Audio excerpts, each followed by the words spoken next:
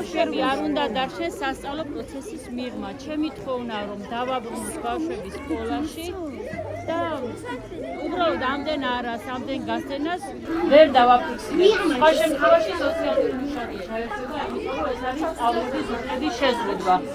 ძალიან ჭკვიანი, ძალიან კულტურული, ძალიან განათლებული ხალხის ძალებით და მე ვფიქრობ, რომ მოსწავლეები არ უნდა ჩავდიოთ ამ პროტესტში. ამიტომ აგერ სკოლის მარშრუტმა მოვიდე და თქვენი სდებაში დავაბრუნოთ ბავშვები სასწავლო პროცესში.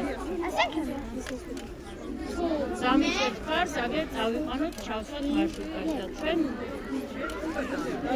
Не, я не отправлю ребенка в школу. У меня ребенок ходил на дополнительные уроки. Сейчас он ни на что не способен. Я иду с работы домой в 8 вечера. Мы делаем уроки до 11-12 часов.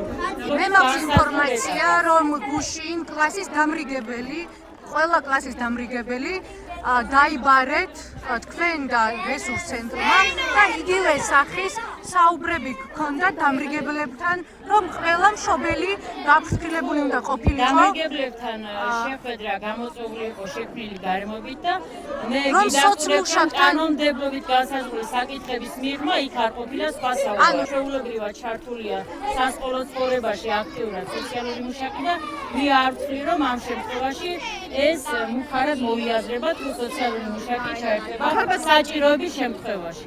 ქალბატონო ბელა, თქვენ როგორც დირექტორი, აი რასაკეთებ? 3 წელია მშობლებმა ვერ გაიგეს სკოლას რეაბილიტაცია ჩაუტარდება თუ გამემართოთ, მე არ ვაკეთებ მაგაზე კომენტარს.